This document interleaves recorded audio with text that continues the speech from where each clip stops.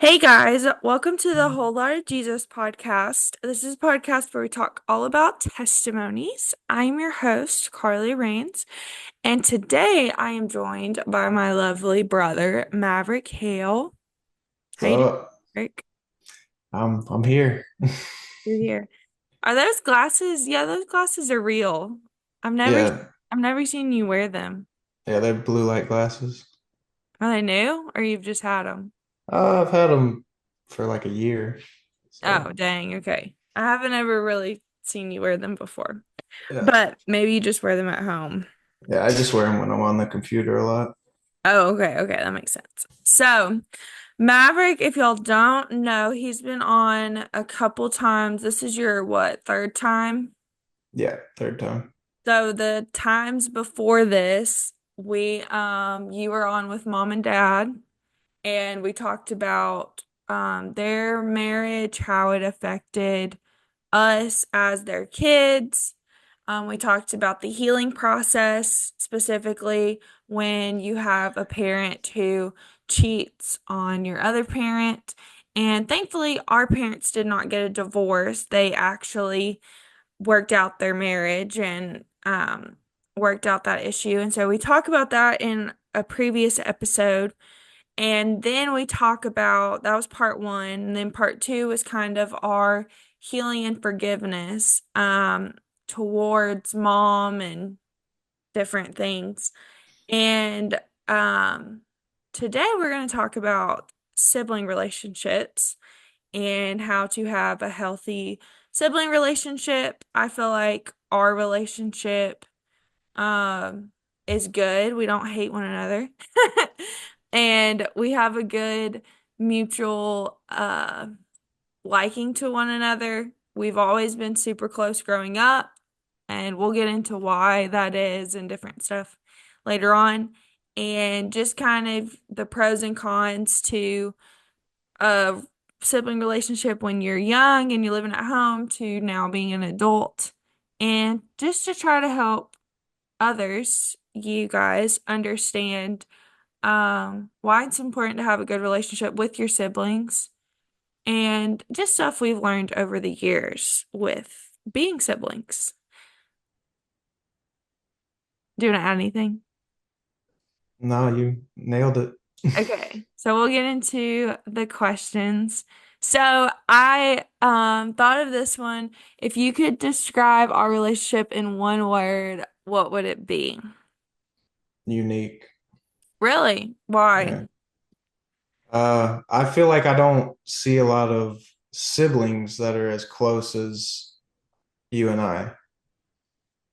Because like growing up, I don't know if you want to get into this now, but growing up, moving around, Yeah, I you mean, we were each other's only friends. Because like when we moved, we would move in like the middle of the summer. So it's not like we moved and then went to school and got to meet people. It was you moved and it was just us two. Because everybody's hanging out with their friends that they have, and we're just the new people on the block. So Yeah, I like that answer. I feel like too, when the situation with mom and dad happened, it actually brought us closer together. And I remember us having like a kind of a heart to heart, like, okay, there was this secret in our family, and we don't want any secrets. And I remember us sitting down and basically confessing like everything we had ever done to one another, yeah, or like not to one another, but everything we had ever done, and we had told one another that. And that was cool because in situations which we're going to get into, but there's a Proverbs that talks about it's Proverbs 17:17, and it says, "A friend loves at all times, and a brother is born for adversity."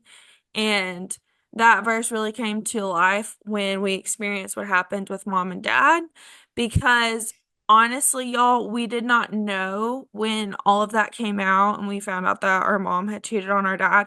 We really didn't know what was going to happen moving forward. And I remember thinking, because I was a junior in high school, you were in Eighth grade. Eighth grade. Okay, yeah, you were in eighth grade. I remember thinking like, okay, well, if the fan hits the ceiling and crap goes everywhere, whatever that saying is, or If crap crap hits hits the the fan. fan or whatever, yeah, whatever it is. If crap hits the fan and, our parents divorce or whatever it is, we're at least gonna have one another. Like at the end of the day, you know, we're gonna have each other. And so yeah, that's cool that you said unique. If I had to describe our relationship, I know I asked that question, but I really didn't think about, okay, if I describe one word, to describe our relationship, I would say like, okay, you know the word giddy? Kinda. Like, we're I don't know. I just feel like lighthearted, kind of like fun isn't a right word to describe it. Giddy is like the word that I would describe it because I feel like we can be real with one another, but it's not like always serious, but it's not always fun. It's like we can jump through the different dynamics. Um and it's like you never can be serious, or it's like it's not like we can never be serious with one another. But we can also like joke and does that make sense? Like Mm-hmm. we can kind of so that's how I would describe ours is it's probably not the best word to describe it, but that's what comes to mind is like it's very diverse in how we interact with one another. And we're also not afraid to be ourselves and like confess things. And I think that's really important when you have a sibling relationship. And you say unique. I don't think a lot of siblings um have that relationship where they can just be open and honest with their sibling of what they're going Mm-hmm. through and stuff. But probably from us moving around and from what happened with mom and dad, it's created a what would you call it? Like an environment to be open Yeah. with one another. So, what is your favorite memory of us living at home while we were growing up? Mm. I don't know. I have a couple that come to mind. I wouldn't say, oh, favorite memory. I don't know. I remember every time we would yell at each other and get in an argument, mom would make us sit up against the wall and hold hands I was literally gonna say the same thing. for hours. I swear we Yes. used to sit there for hours. Yes. So, yeah, like parents have their way of disciplining. Like some parents do a t-shirt, put them in a t-shirt. For us, if we got into an argument with one another and we're just, because yeah, even though we get along great now, it wasn't always the case growing up. And if we just were mean to one another, got in an argument, they would make us sit against a wall and hold hands for like an hour and just sit there.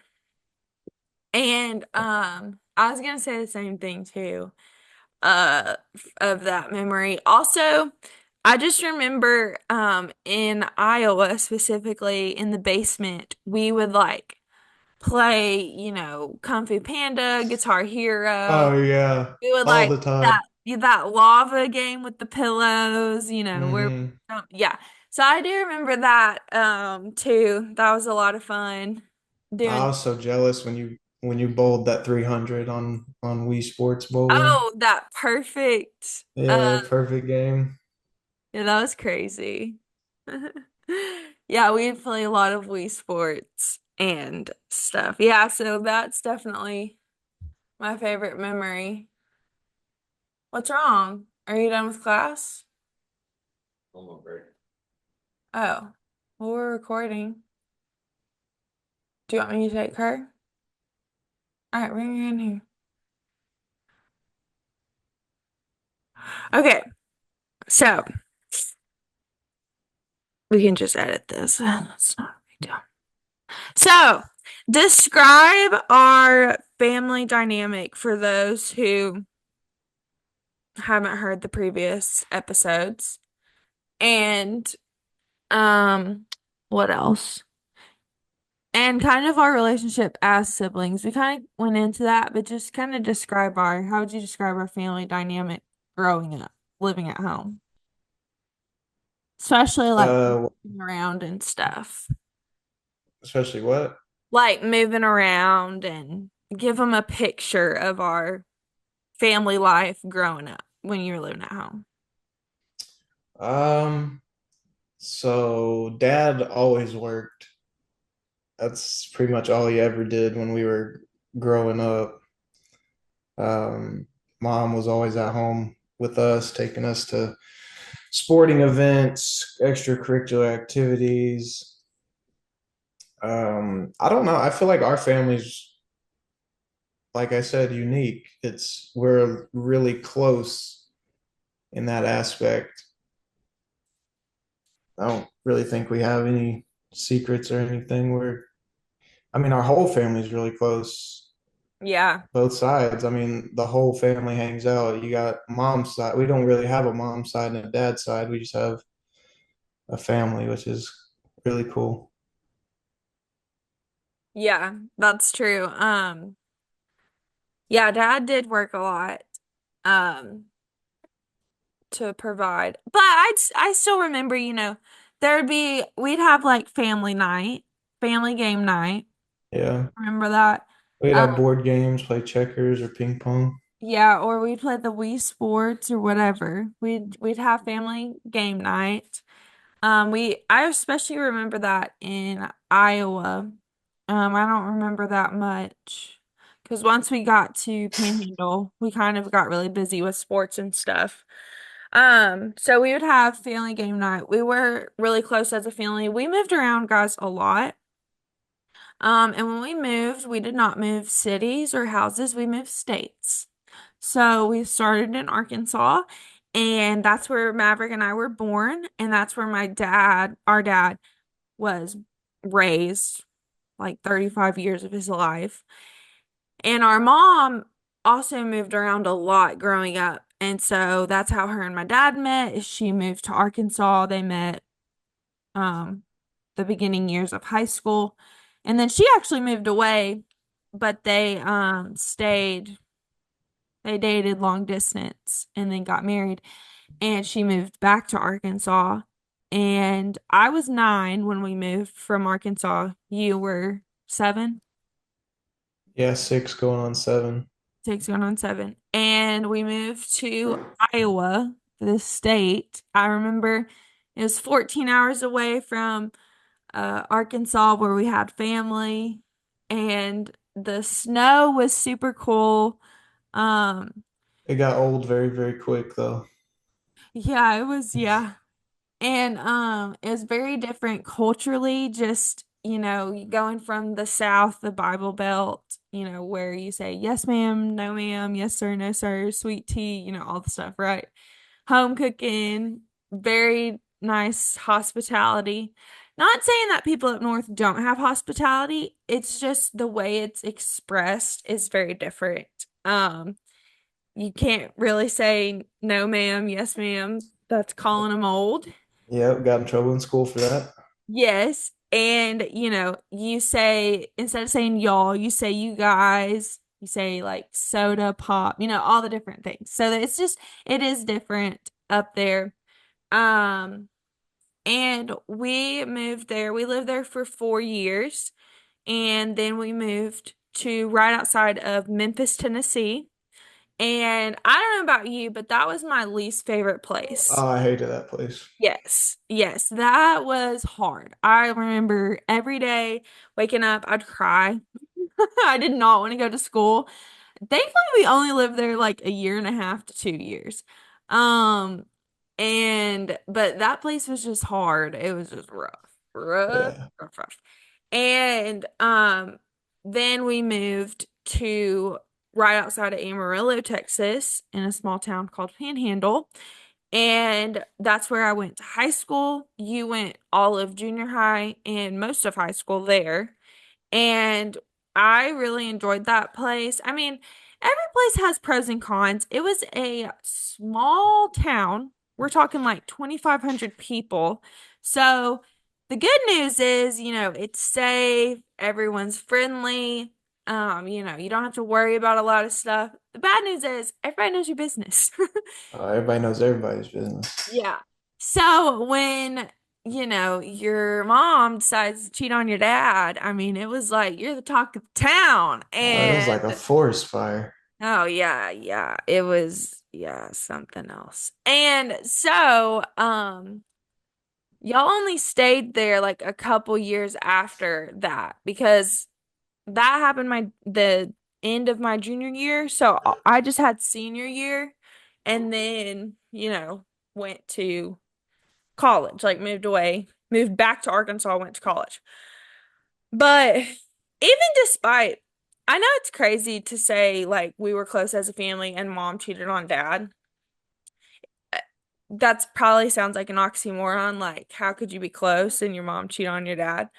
Um, but I feel like leading up to her cheating, there were things that were getting out of line. Like, we as a family before that were really close. Um, I just think with dad working so much, us being busy all the time, and you got to understand, which this episode isn't even about that, but you have to understand, I don't want to say my mom's personality, but it wasn't like looking back, she says she should have expressed needs that weren't being met. And I mean, we were busy all the time. It's just, a lot of dysfunction despite us being close. But we were close as a family. There were just some disorder going on in the midst of that. Mm. Um, okay, hang on. I need to feed her. She is, so I'm going to feed her. Oh, I'm gonna feed her while we talk. This is why I brought this. Hello, girlfriend. Maybe I can.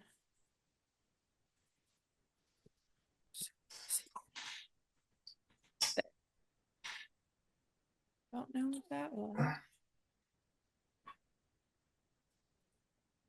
Okay, ready? I don't have a burp cloth, but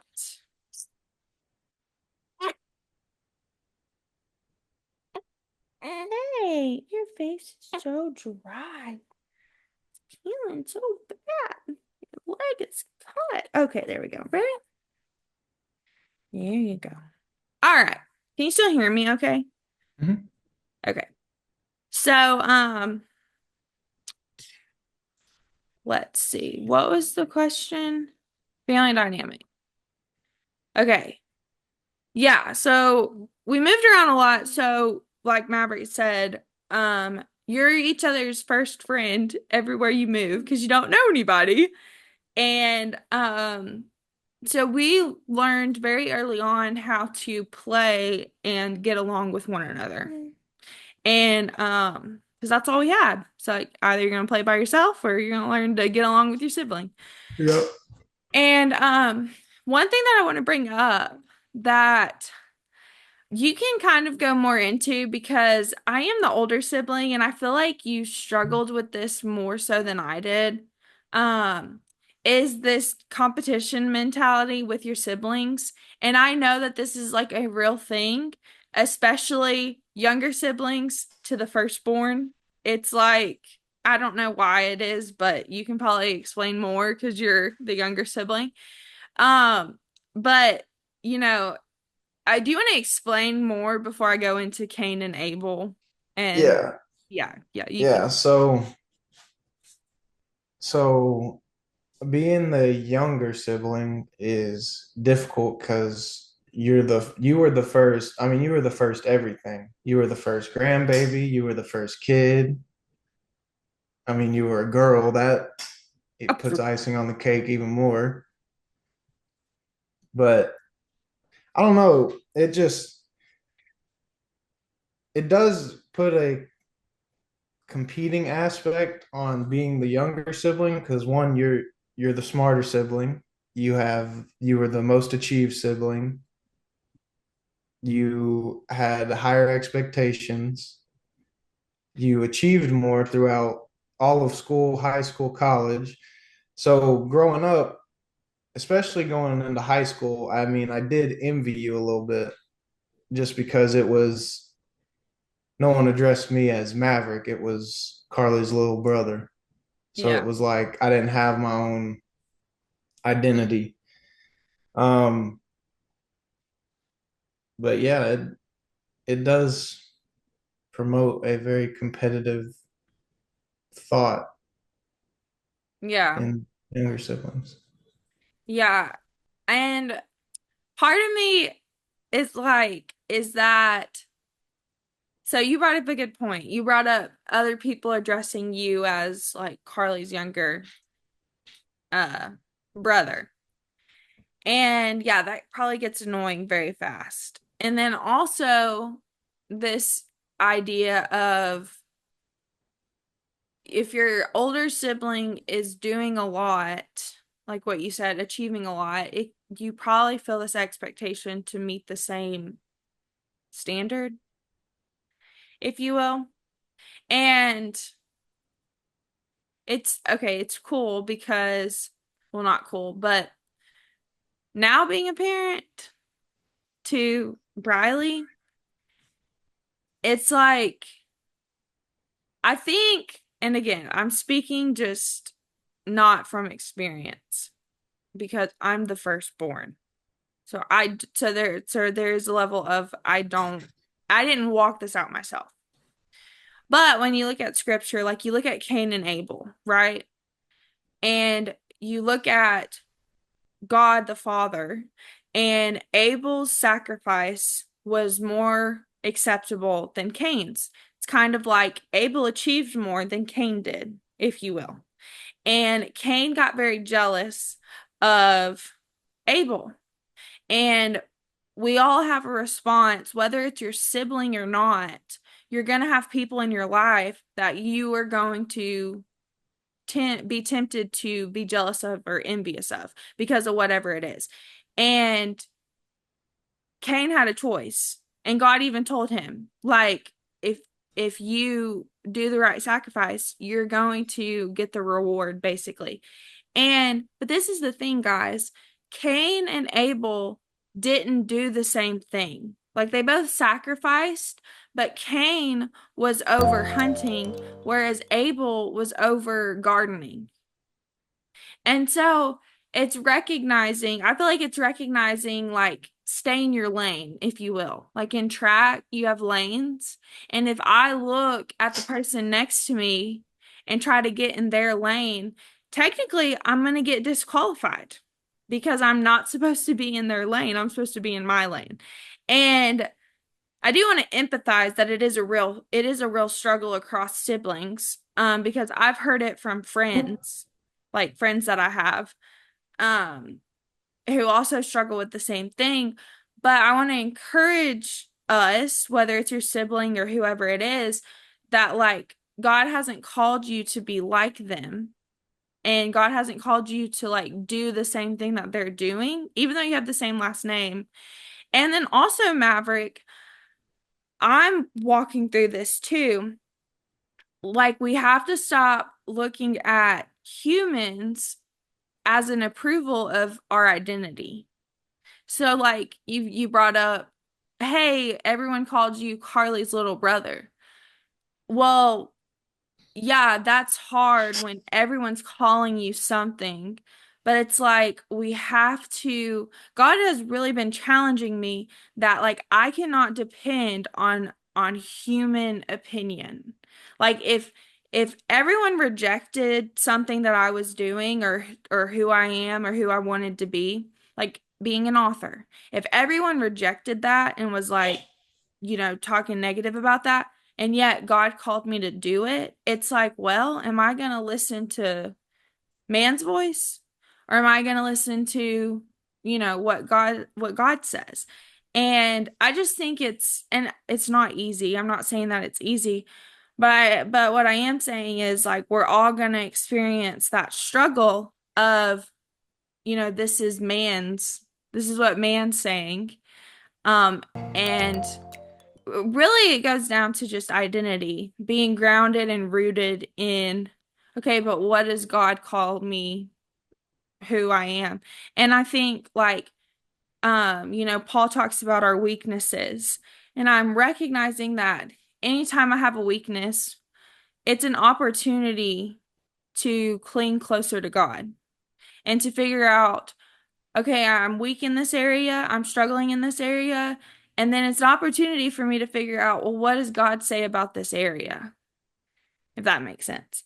And Mm. so if you're struggling with you have an older sibling and you feel this competitiveness against them because you feel like their sacrifice, what they're doing is being more accepted than what you're doing. I really want to challenge you to like go to the Lord and really ask the Lord, well, Lord, who do you say that I am? Even though I'm being named by all these people, oh, you're so and so sibling. Like, well, who do you say that I am?